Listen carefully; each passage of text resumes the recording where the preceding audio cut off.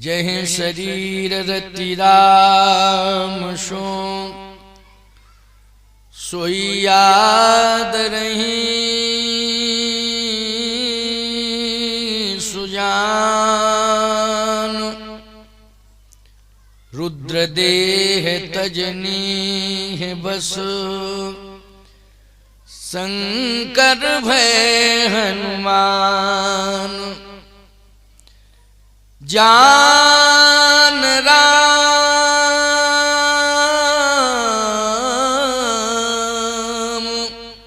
सेवा सरस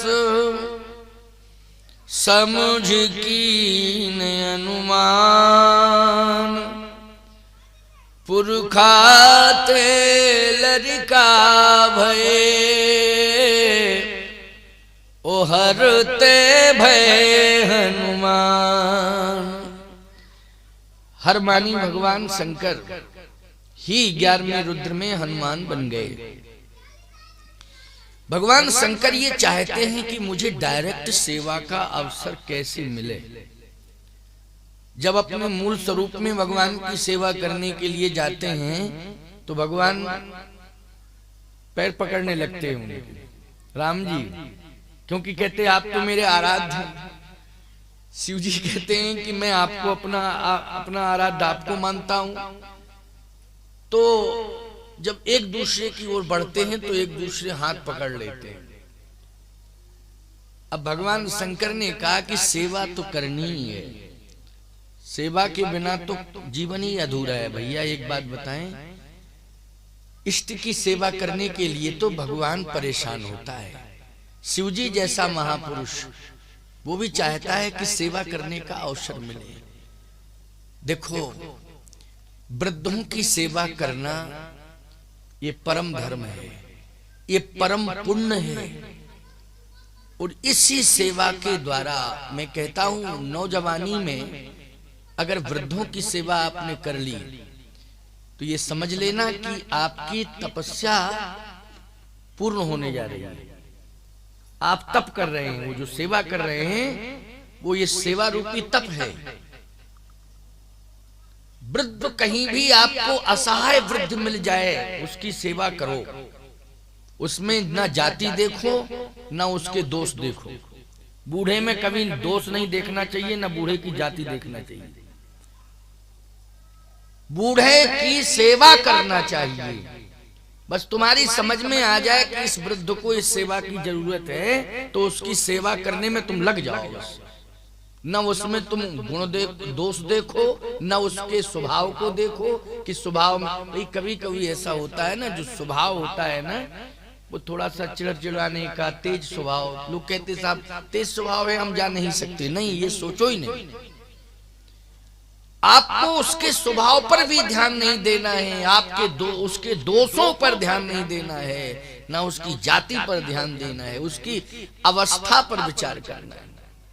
सेवा में लग जाओ। भैया, जब व्यक्ति बुढ़ापे में प्रवेश कर जाता है तो उसके समग्र दोषों को परमात्मा ही भूलने लगता है। परमात्मा भूलने लगता है, कहता है अरे अब तो बूढ़ा है, मेरे पास ही आने वाला है।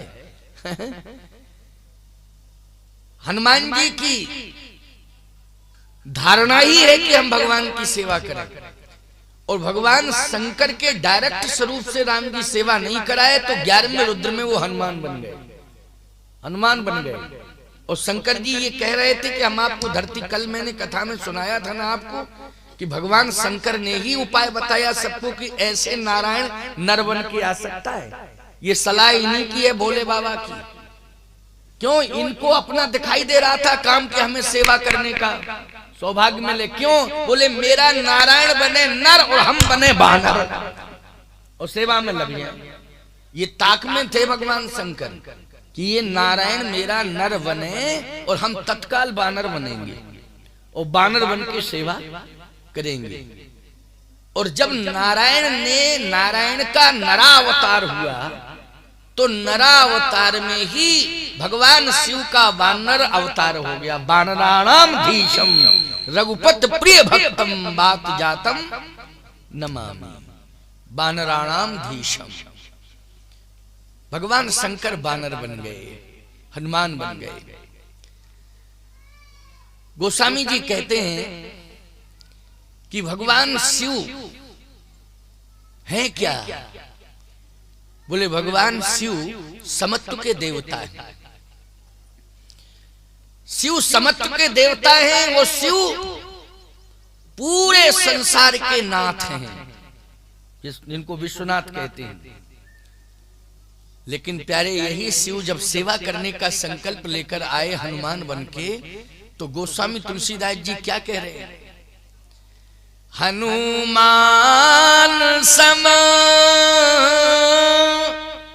नहीं बड़ा भागी,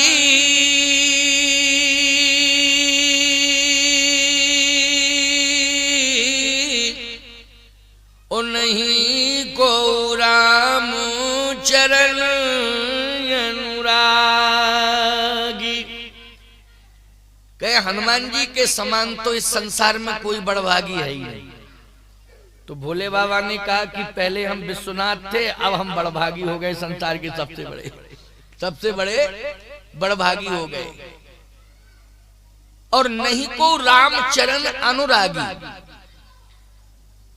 मेरे समान कोई रामचरण अनुरागी भी नहीं है, ऐसा संसार वालों ने सोच लिया है। और संसार वालों ने मुक्त कंठ से ऐसा बोल दिया है कि नहीं को रामचरण अनुरागी।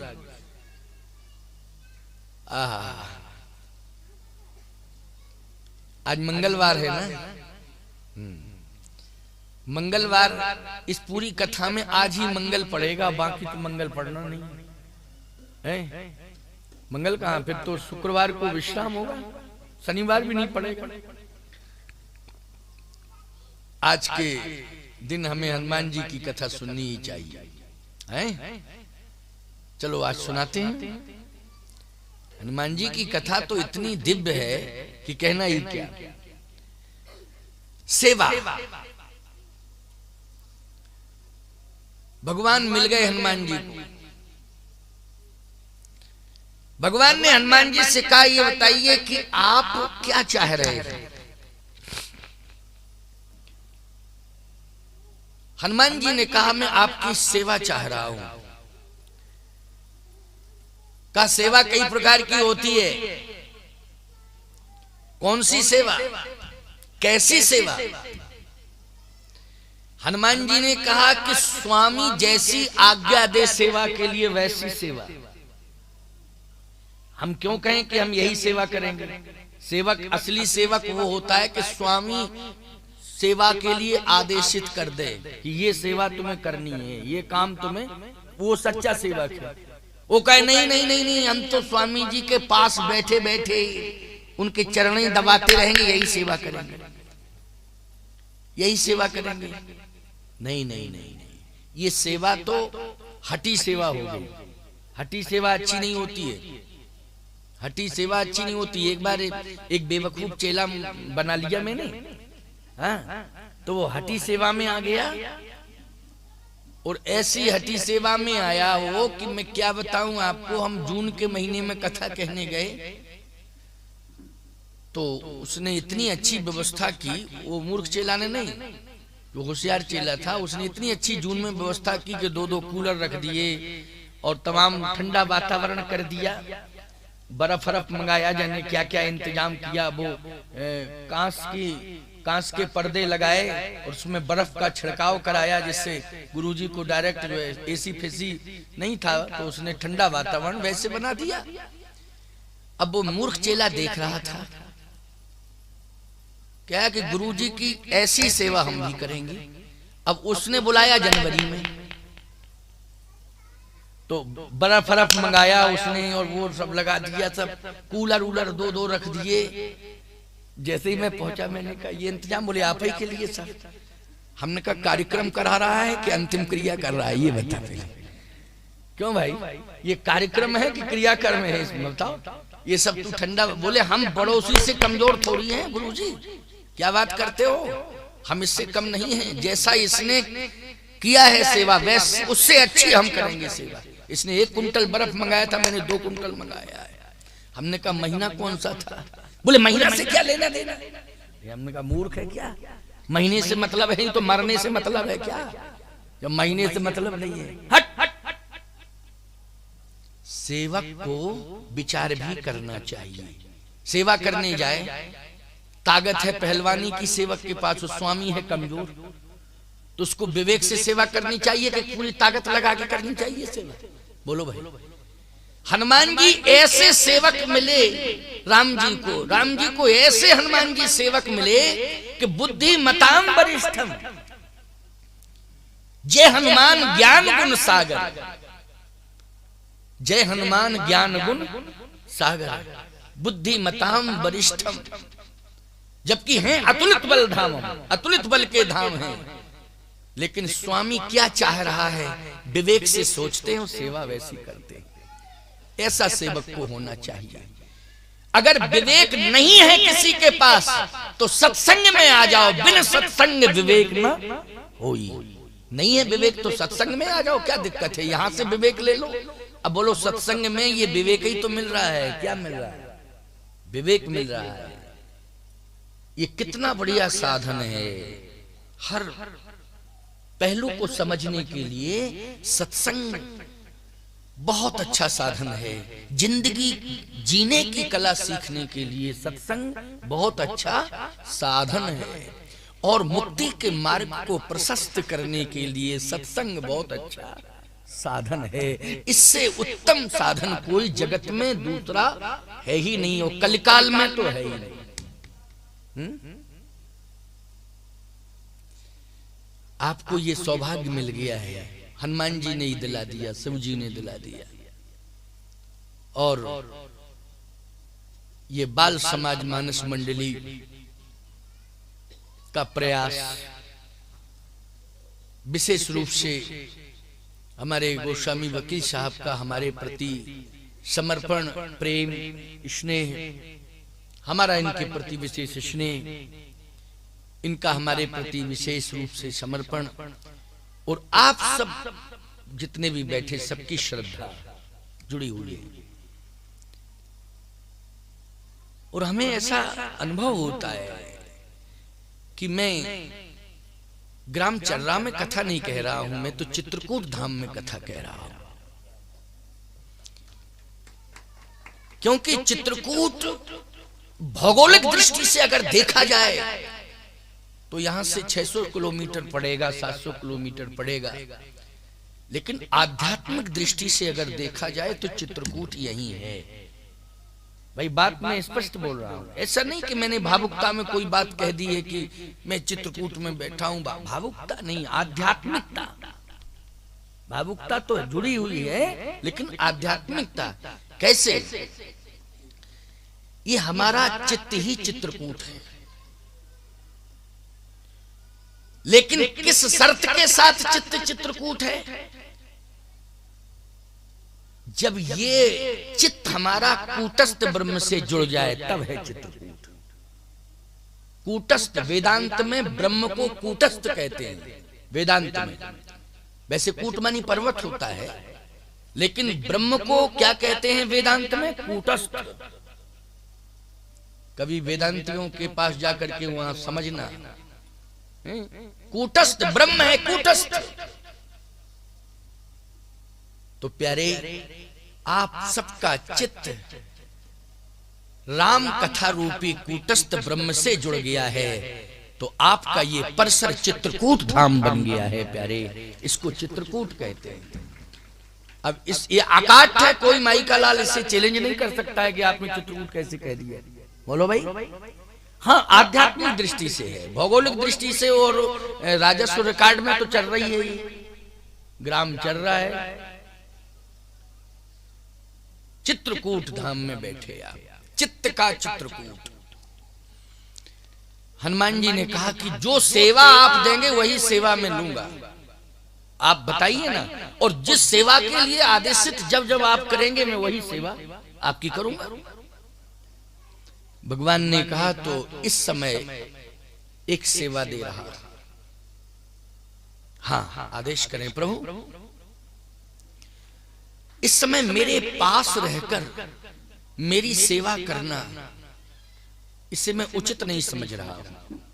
फिर मेरी सच्ची सेवा तो यह होगी हनुमान कि तुम खोई हुई सीता का पता लगाओ, ये सच्ची सेवा होगी। एक बात बताएं भैया, आपके स्वामी की प्रिय वस्तु आपसे उससे दूर हो जाए, खो जाए, और आप स्वामी की सेवा कर रहे हैं तो सेवा उसे अच्छी नहीं लगेगी, क्योंकि उसका कुछ खो गया है। समझ गए हो कि नहीं? उसका कुछ खो गया है। उस समय सेवक सेवा करेगा लेकिन उसे सेवा अच्छी नहीं लगेगी, उलझन पैदा होगी। वो यही कहेगा हटो हटो, तुम क्या परेशानी में डाल दिया हमको, हटो यहाँ से, हमारा दिमाग ठीक नहीं है इस समय। क्यों? यही कहेगा कि नहीं स्वामी? वो सेवा अच्छी नहीं लगेगी। फिर यदि वो सेवक ये कह दे कि आपकी उलझन क्या है, अगर हम उसे दूर कर दें तो वो कहेगा सबसे बड़ी सेवा यही होगी। अगर हमारी उलझन को तू दूर कर रहा है तो इससे बड़ी सेवा और क्या होगी? क्यों भाई? यही अर्थ निकलता है कि नहीं? इससे अच्छी सेवा और दूसरी हो नहीं सकती है। तो भगवान राम ने कहा कि हे हनुमान, सबसे बड़ी सेवा ये होगी कि तुम सीता का पता लगाओ। सीता को मैंने कैसे प्राप्त किया था हनुमान, ये मैं ही जानता हूं। सीता के पिता को मेरे पिता के पास नहीं जाना पड़ा, सीता को खोजने के लिए मैं स्वयं निकल पड़ा था। बोलो भाई, सीता को पाने के लिए बताओ जनक जी गए थे क्या? जनक जी गए थे अयोध्या? महाराज श्री दशरथ से कोई बात की थी? राम जी के पिता से कोई बात की थी क्या है कि मेरी बेटी है, आपके बेटे के साथ में विवाह करना चाहता हूं? सावधान, ना दशरथ जी ने प्रयास किया था जनक जी के पास जाके, बोलो, ना तो दशरथ जी ने प्रयास किया था कि जनक जी के पास गए हों कि आपकी बेटी है और मैं चाहता हूं कि मेरे बेटे से आपकी बेटी का विवाह हो जाए। भाई दोनों में से किसी एक को संपर्क करना पड़ता है कि नहीं? या तो बेटे का बाप संपर्क करे या बेटी का बाप संपर्क करे भाई। लेकिन यहां तो भगवान राम स्वयं गए। बोलो, गए स्वयं कि नहीं? और धनुष यज्ञ जनक जी ने किया था, लेकिन प्रभु श्री राम ने उस धनुष यज्ञ को स्वयंवर में बदल दिया। बोलो, बदल दिया कि नहीं? अगर ठीक से रामायण पढ़ो तो अर्थ समझ में आ जाएगा। धनुष यज्ञ को स्वयंवर में बदल दिया। सीय स्वयंवर देखिए जाई,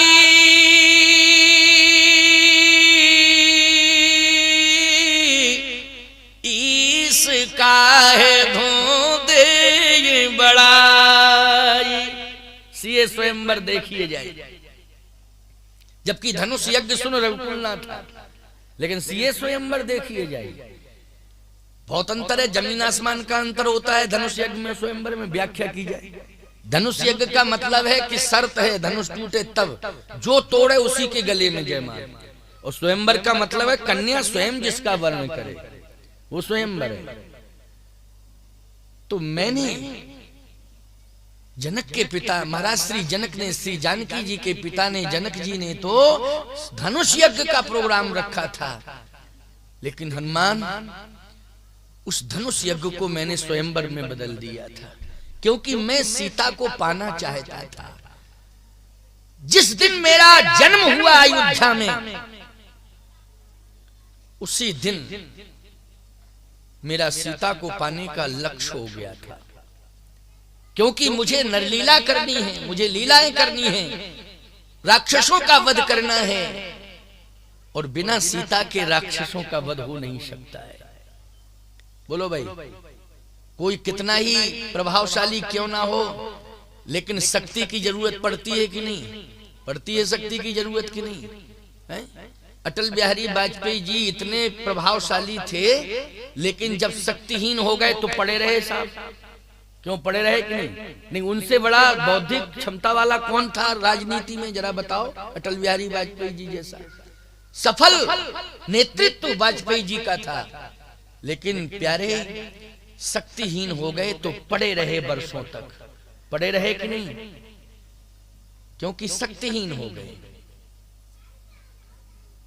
सावधान। ठीक इसी प्रकार से श्री अखंडानंद जी महाराज अध्यात्म जगत के बहुत बड़े मनीषी थे।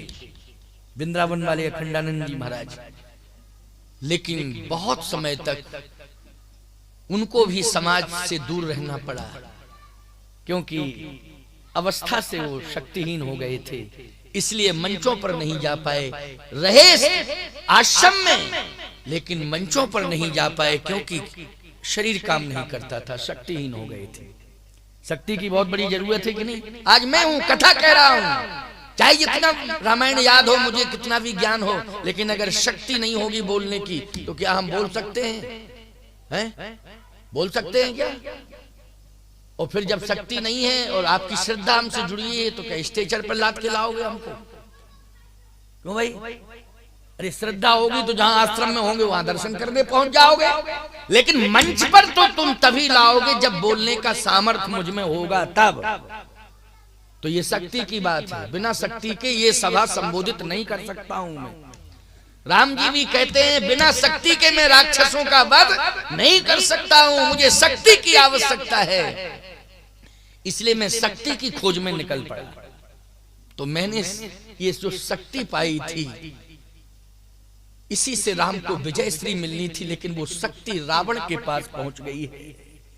अब बोलो हनुमान, राम को विजय दिलाना है कि रावण को विजय दिलाना है? हनुमान जी ने कहा एक निवेदन करूं तो आप अन्यथा मत लेना, वैसे सेवक हूं, लेकिन आप कहें तो मैं बोलूं। देखो स्वामी के सामने स्वामी कहे बोलने को, सेवक से तो बोले नहीं, ये नहीं कि ऐसा सेवक हो कि स्वामी की बोलती बंद कर दे, दिमाग ही खराब करे। क्यों भाई? ऐसा सेवक नहीं होना चाहिए। ऐसे भी सेवक हो जाते हैं जो बोलती बंद कर देते, बड़े बड़े विचित्र हैं, क्या बतावे। नहीं नहीं नहीं, बोलो बोलो बोलो, कोई बात नहीं, बोलो, आज्ञा दे रहा हूं। राम में और रावण में बहुत अंतर है। हाँ अंतर तो है, अब तुम सेवक हो तो अंतर नहीं प्रभु, वैसे भी बहुत अंतर। कैसे? आपके पास जो शक्ति आई थी, शक्ति ने स्वयं वरण किया था आपको, और रावण ने शक्ति का हरण किया है। बोलो अंतर हो गया कि नहीं हो गया? एक होता है वरण, एक होता है हरण। शक्ति ने स्वयं वरण किया था। स्वयंवर में क्या होता है? स्वयं वरण होता है। और स्वयंवर में एक बात बताएं, वर स्वयं वरण नहीं करता है, वरणी करती है। क्यों? वरणी करती है ना, कन्या करती है वरण, उसी को स्वयंवर कहते हैं। तो शक्ति ने स्वयं आपका वरण किया था, और यहां रावण ने शक्ति का हरण किया है। इसलिए ये कन्फर्म है विजय आपकी और रावण का मरण। ये कन्फर्म है बिल्कुल, इसमें कोई संदेह नहीं है। भगवान ने कहा लेकिन वो शक्ति मुझे मिल तो जाए। हनुमान जी बोले अगर आपकी आज्ञा है तो आप आशीर्वाद दो ना मुझे, मैं क्यों नहीं लाऊंगा शक्ति को, आप आशीर्वाद दीजिएगा। भगवान ने कहा आशीर्वाद। अच्छा आशीर्वाद का भाव कैसे सिद्ध होगा कि आशीर्वाद है? इसकी पुष्टि कैसे होगी कि आशीर्वाद है? तो रामायण में लिखा है परसासीस, बोलो है आशीर्वाद कि नहीं?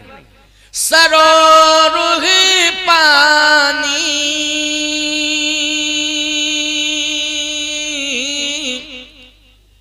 और कर मुद्रिका दीन जन जानी। भगवान ने हाथ रख दिया हनुमान जी के मस्तक पर, बोलो आशीर्वाद मिल गया। और जैसे ही हाथ रखा मुद्री उतार के दे दी, ये आशीर्वाद। अब आप लोग ये मत सोचना कि महाराज जी के पास हम भी जाएंगे और हाथ जैसे ही रखेंगे महाराज जी तो हम कहेंगे मुद्री ले आओ, क्योंकि आशीर्वाद में तो मुद्री मिलती है। फिर तो पूरा चर्रा नहीं पूरा क्षेत्र ही आ जाएगा भैया। क्यों? क्योंकि आशीर्वाद में मुद्री मिलती है। हनुमान जी को आशीर्वाद दिया ना राम जी ने, तो मुद्री दीख नहीं थी, कर मुद्रिका दीन जन जानी। भैया एक बात बतावे, तुम्हें देखने में लग रही मुद्री, तुलसीदास जी कह रहे हैं हम तो लिख रहे हैं मुद्री, लेकिन अब है क्या ये मुद्री? हनुमान जी इसको मुद्री नहीं मान रहे हैं। फिर राम नाम अंकित अति सुंदर, ये हनुमान जी को राम मंत्र मिला है। क्या मिला है?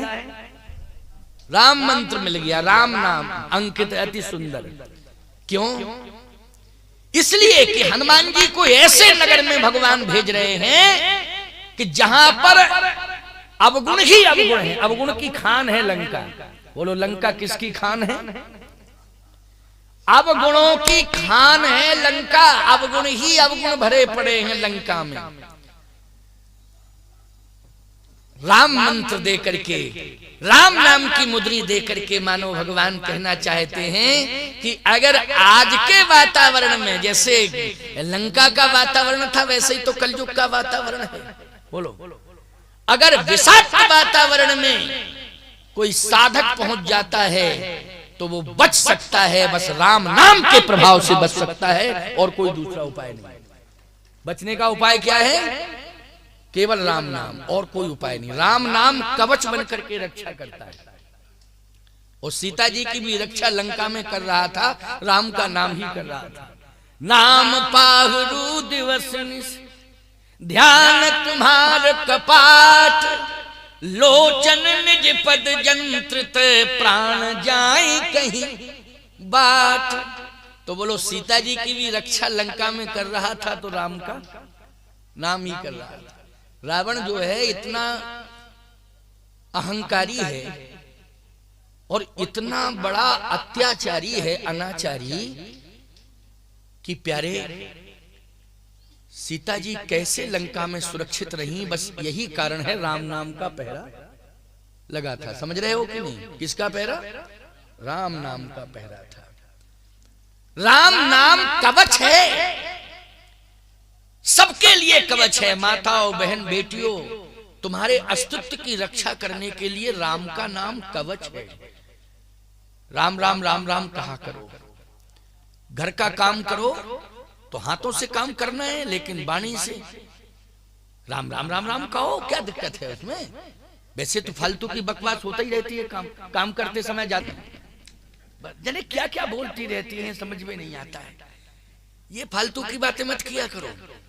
राम राम राम राम राम राम कहा करो, काम अपने हाथों से करो, ज्यादा चिल्ला के मत करो, मन ही मन राम राम राम राम कहा करो, क्या परेशानी है? अच्छा एक बात बताएं आप, अगर ये साथ में दो बैठ जाएं तो फिर इनकी पंचायत देखो आप, प्रधानमंत्री फेल है साहब। ऐसी योजनाएं बनती हैं ऐसी योजनाएं बनती हैं कि नरेंद्र मोदी फेल। वो भी योजनाएं इतनी लागू नहीं कर सकते हैं देश के अंदर जितनी ये दो देवियां बैठ करके योजनाएं बनाती हैं। अच्छा एक और बात सुन लो, हमारी बात को अन्यथा तो नहीं ले रही हो देवी हो? हाँ, वैसे हम तुम्हारे हित में बहुत बोलते हैं। हमारी प्रवचन की वो शैली है कि माताओं का हित हो जिसमें वो बात जरूर करते हैं, और आप लोगों के हित की भी बात करते हैं, क्योंकि कथा के माध्यम से आपका कल्याण हो, हित हो।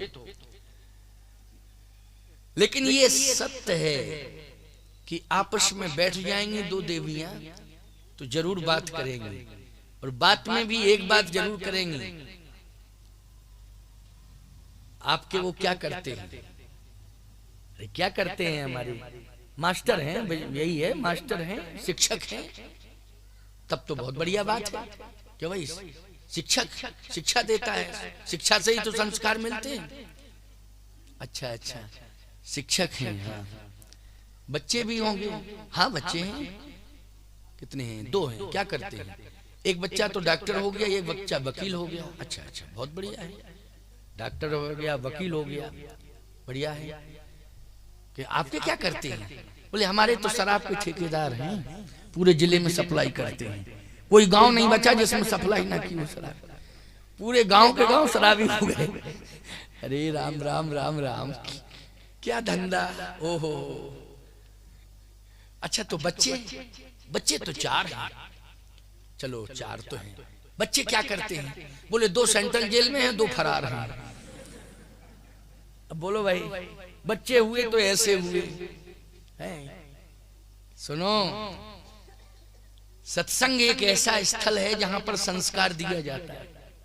बोलो दिया जाता है कि नहीं?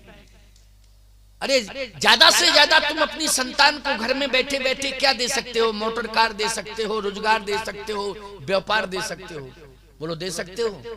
मैं मानता हूं ये क्षमता तुम्हारे अंदर है कि तुम रोजगार व्यापार दे दोगे, व्यवहार भी दे दोगे, मोटर कार दे दोगे। लेकिन जब तक तुम सत्संग में नहीं आओगे तब तक बच्चों को संस्कार नहीं दे सकते हो प्यारे। इसलिए बच्चों को संस्कार देना बहुत आवश्यक है। इसके लिए सत्संग में आना बहुत जरूरी है। सत्संग से जुड़ना है। इन केन प्रकारेण माताओं, बहन, बेटियों, भाई, बंधुओं, अबाल वृद्ध नर नारियों सब सामूहिक रूप से सत्संग से जुड़े। इससे बड़ी उपलब्धि जीवन की दूसरी नहीं होगी। राम नाम का पहरा हो, पहरेदार राम का नाम बन जाएगा। अगर सत्संगी जीवन होगा तो पहरेदार कौन बनेगा? जल्दी बोलो, राम का नाम बनेगा।